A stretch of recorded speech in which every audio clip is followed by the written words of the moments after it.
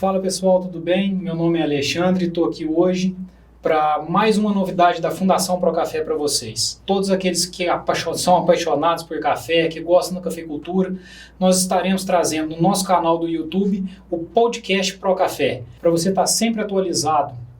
Então hoje estamos aqui eu, Alexandre, o Alisson e o Rodrigo, onde nós vamos falar um pouquinho para vocês do impacto da seca e da geada e o que está acontecendo hoje na parte climática em relação à cafeicultura.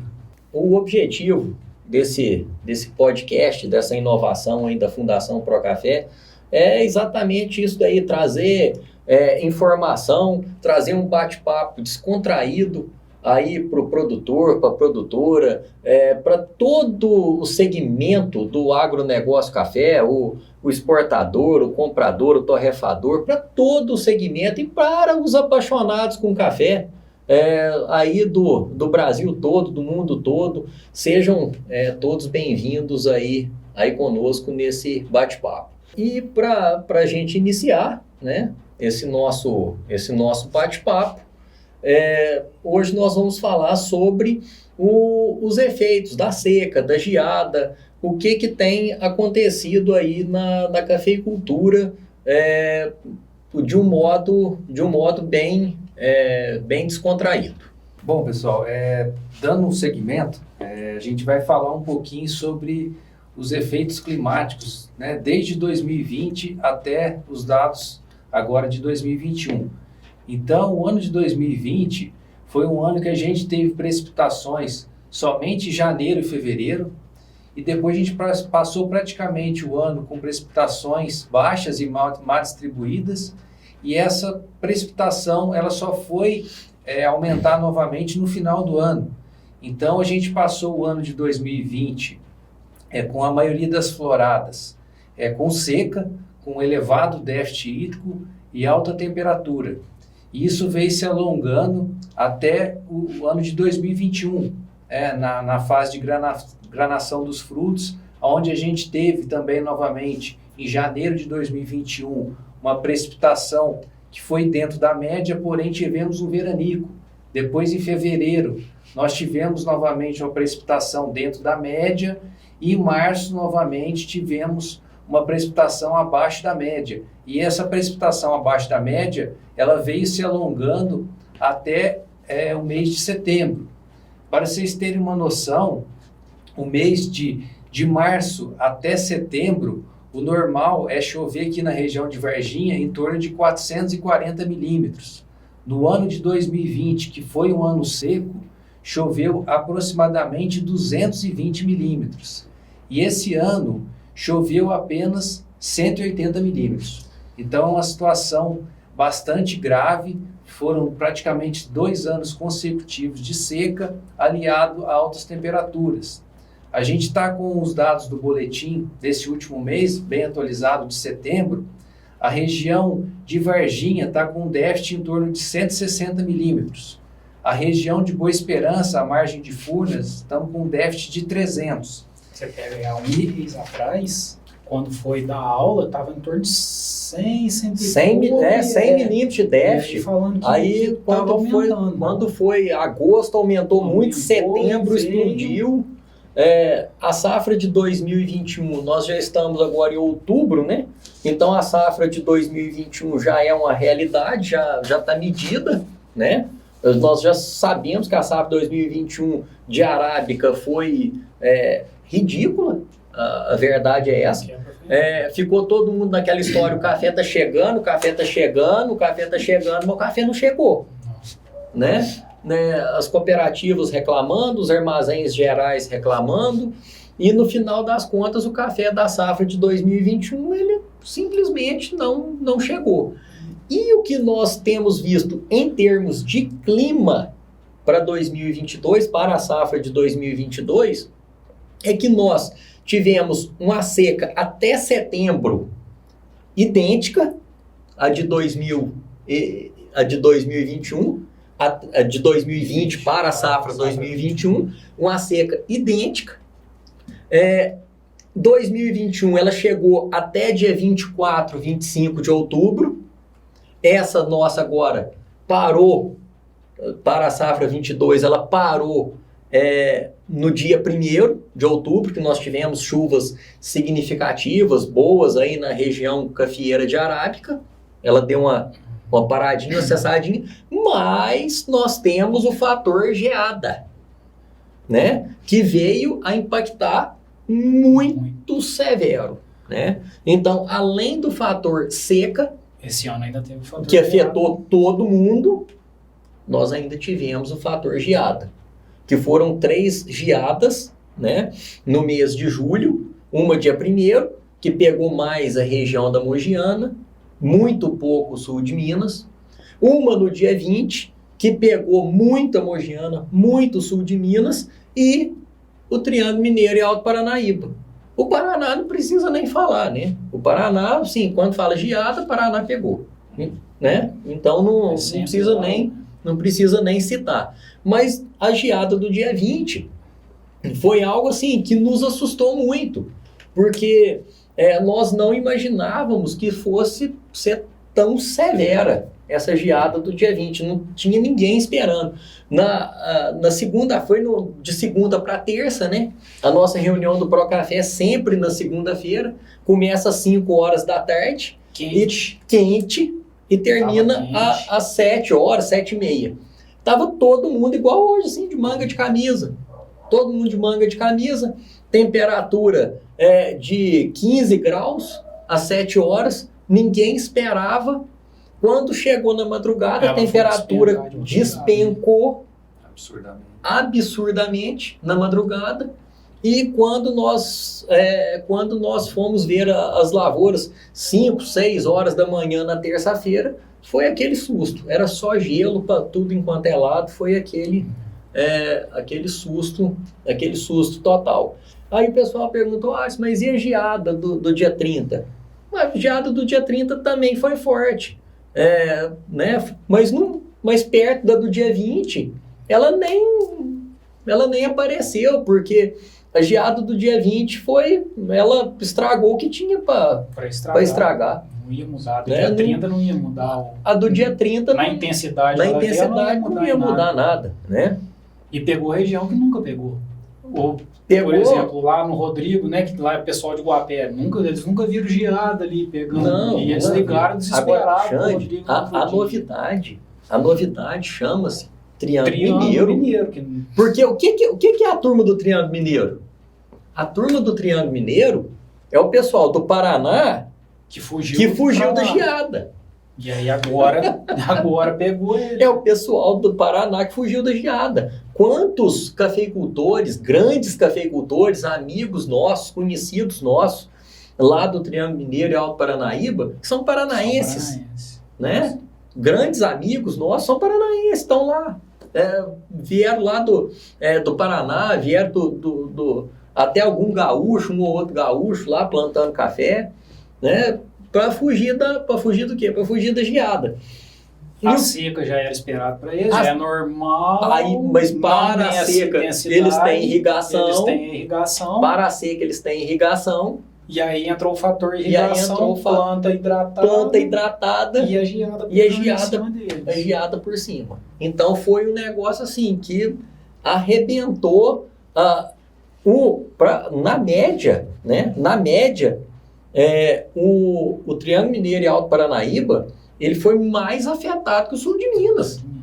No levantamento nosso do Procafé, o Triângulo Mineiro e Alto Paranaíba foi mais afetado que o sul de Minas.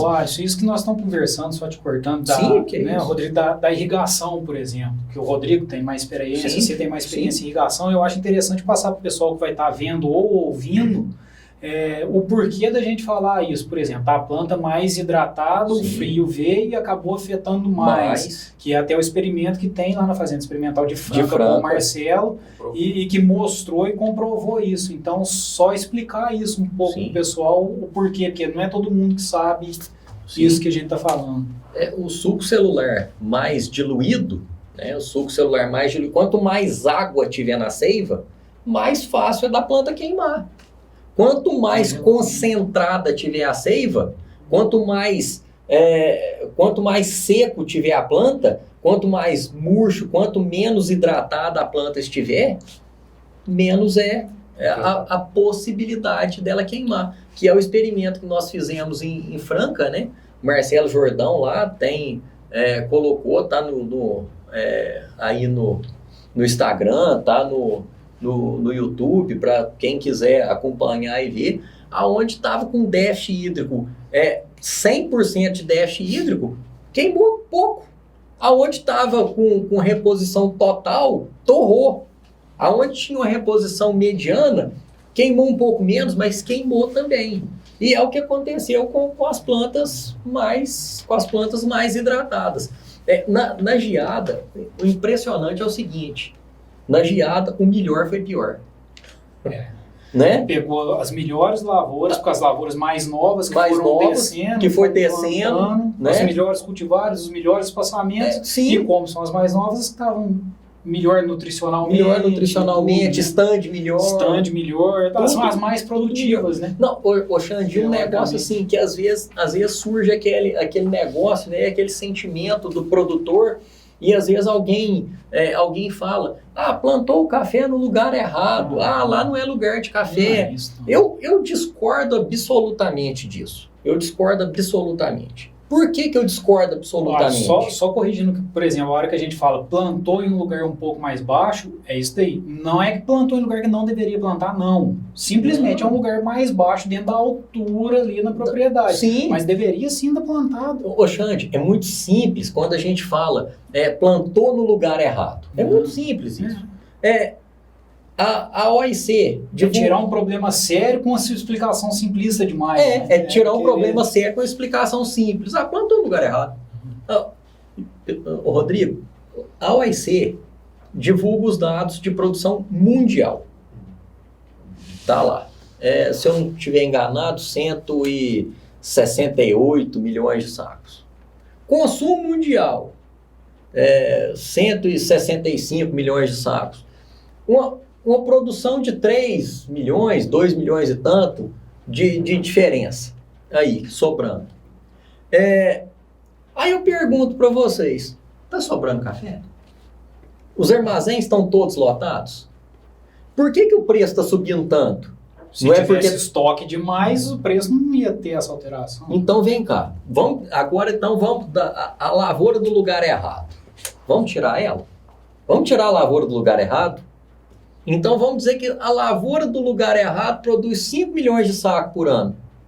5 milhões de sacas por ano são produzidas no lugar errado. Dos últimos 10 anos que não teve geada nenhuma aí, vamos tirar? Tira 50 milhões de sacos da conta. Cadê esse café? Cadê?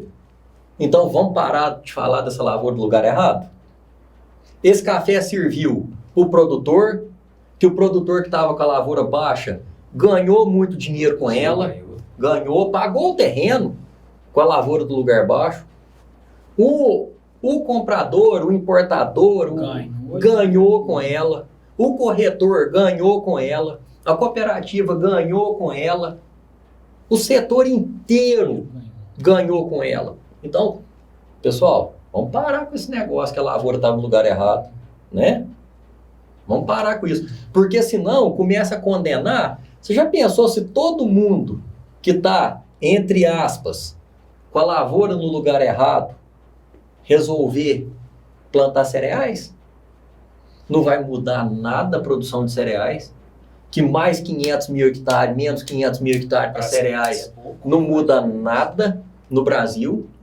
E menos 200, 300, 400 mil hectares para café, arrebenta com a cafeicultura. A gente perde nosso market share na cafeicultura mundial e se torna cada vez menos importante. O mundo não vai ficar sem beber esse café. Hoje são mais 60 países produzindo café no mundo de maneira expressiva. Alguém vai produzir esse café no nosso lugar. E aí, uma seca no Brasil, uma geada no Brasil, vai ser cada vez menos importante. É onde você bate muito na reunião, quando a gente conversa lá da importância do Brasil realmente plantar café sim, ter produtividade alta sim, para a gente continuar sendo importante. Para continuar sendo importante no mercado mundial. É isso daí. Nós precisamos ter importância no mercado mundial, é isso que nós precisamos. Olha, eu vou voltar até para o Rodrigo com os dados climáticos, para a gente voltar ao seguinte, o pessoal está vendo essa chuva agora que graças a Deus está caindo, e está caindo num volume bom, depois a gente fala até da questão do volume preocupante, se fosse um volume menor, mas eu falo pelo seguinte, aí começa a chover agora, a gente escuta muitas pessoas assim, nossa, choveu, vai melhorar. Não, melhorar não vai, você vai deixar de perder. Para de perder. Vai parar a perda, melhorar não melhora. Nunca. E a safra que a gente está vendo, que vai ser muito impactada na de 2022, ela está sendo prejudicada no dado climático que o Rodrigo passou e pode reforçar, lá de setembro de 2020. Sim. Outubro de 2020, onde faltou essa água em 2020, nós perdemos o crescimento, e aí com o menor crescimento, menor a safra. Né, Rodrigo? O problema começou lá atrás. Lá atrás. O problema a gente já falou anteriormente, que ela começou desde 2020, veio se arrastando até o período de granação, agora início de janeiro, fevereiro e março, que impactou novamente aí na produção. E depois agora, a partir de março, as chuvas cessaram e a gente já vem com esse déficit elevado. Então, só para orientar, a Varginha, final de setembro, está com 164 de déficit, Boa Esperança 300 e Muzambinho 127. É muito. A região de Araguari, né, da região do Triângulo Mineiro, a gente já só fez os dados de Araguari, está com déficit de 356. E a região da Mogiana, em Franca, está com déficit de 330. Então, essas regiões que já foram afetadas fortemente aí também pela geada, estão também fortemente impactadas pela seca, né? E uma outra coisa que chama bastante a atenção da gente aqui nos dados de setembro é que as temperaturas foram muito acima da média histórica. Pegar a Varginha, que o normal é um setembro com 20,2 graus, deu 23 graus. Então, 3 graus acima da média. Rodrigo, só para o pessoal entender, o que é, porque quando fala assim 3 graus, acha que é pouco, a pessoa acha que é pouco, não tem o entendimento. Gente, 3 graus é a diferença da temperatura média de Varginha para Pirapora. E nós tivemos aqui, analisando os dados do boletim, Boa Esperança, com média de 24 graus, Muzambinho, que o normal seria 20,4, 22,5, região de Araguari, o normal é 23, 26,4. E a região de Franca, o normal 23, 25,4. Então, a gente vê que esse setembro, ele realmente destruiu as plantas. Além de uma menor quantidade de água, evapotranspiração. Evapotranspiração altíssima, uma desfolha muito intensa, né? Aliado ao bicho mineiro, algumas outras pragas aí que acabaram desfolhando bastante as plantas. Ô, Rodrigo, assim, uma coisa que eu acho que eu não tenho acesso aos dados, você pode confirmar isso pra gente, o que ainda deu um alento, ainda deu uma melhoradinha, é que nós tivemos um junho, julho mais frio. A geada, a geada estragou, mas se pensar em termos seca, a evapotranspiração diminuiu. Porque se não fosse isso, ainda seria pior. A gente teve aquele período ali de junho, julho até agosto com temperaturas mais ou menos dentro da média, ou às vezes um pouco abaixo, né? O que nos chamou mais atenção foi esse tempo, com temperaturas muito elevadas, né? Então, assim, tomara que agora esse outubro essas chuvas se regularizem, que não seja igual aquele outubro de 2020, que choveu aqui em Varginha apenas 28 milímetros. Então, se a gente conseguir pelo menos quebrar esse retorno das chuvas agora, a gente vai conseguir amenizar parte desse problema climático que a gente já vem arrastando. E às vezes tem gente falando o seguinte, em outubro, o ano passado, choveu só no final de outubro, que é o que eu acabei de dizer. Sim. Esse ano choveu dia 1º de outubro. Então, vamos dizer, choveu 24 dias antes, 23 dias antes do que o ano passado. Então tá tudo certo. Então é muito melhor. Não. Mas o que é o grande problema? Isso que tem que ficar, que o pessoal tem que entender. O que é o grande problema? O grande problema é que a planta é pequena. O grande problema da seca É a seca lá de 2020 que tornou a planta para 2021, para a florada de 2022, uma planta pequena. Olha, se outro detalhe, lavouras aí de primeira, segunda safra, que não tem um sistema radicular ainda muito desenvolvido, nossa, elas teve lavoura que quase morreu. Tem exemplo meu, tem exemplo seu, não sei se tem lá no Rocinho. Ô, Xande, aquela lavoura sua virou um bagaço. Aquela lavoura sua é um exemplo para mim, que é uma lavoura super bem plantada, super bem cuidada, super bem vigiada, com 3 anos seguidos de esterco de galinha, que é o top de tratamento que se faz no 3 anos de esterco de galinha. A lavoura, a primeira safra dela veio bem, a segunda safra dela veio péssima, era para vir boa, veio péssima, e a terceira safra dela também não vai. Não vem. É uma planta pequena, não cresceu. E não recupera nem para a quarta safra. Para vir estourando como ela deveria, esquece, porque ela vai ter que recuperar ainda raiz, desenvolvimento. Então, sim. Ainda tem esse agravante, que as lavouras novas sentiram demais. Num solo bom, numa altitude boa, num tratamento top, super bem vigiada. E quantas foram? Fator clima. E isso você viu em vários lugares. Em vários lugares. Fator clima, não tem o que fazer. Bom, em síntese, né? Em síntese, resumindo, tudo isso que nós falamos aqui impactou na safra de 2021. Isso já é uma realidade. A safra 2021 foi péssima, né? Uma safra muito baixa, muito pequena. Vai impactar significativamente, muito significativamente na safra de 2022.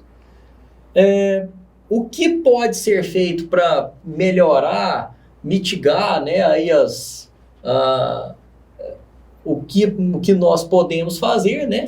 Aí já né? Aí já é um outro assunto. Já é para a próxima. Para a próxima semana. Pessoal, espero que vocês tenham gostado desse primeiro episódio do nosso podcast Pro Café, que tenha tido bastante informação relevante para você, produtor. E agora, quem gostou, fica atento, porque na semana que vem nós vamos voltar falando exatamente o que fazer para minimizar essas perdas, o que fazer para a gente conseguir passar esse momento de crise da melhor maneira possível. Rodrigão pode despedir da turma, Alisson pode mandar um abraço se vocês quiserem. Pessoal, valeu, obrigado. Um abraço, pessoal. Abraço aí para todo mundo. Tudo de bom. Até a próxima.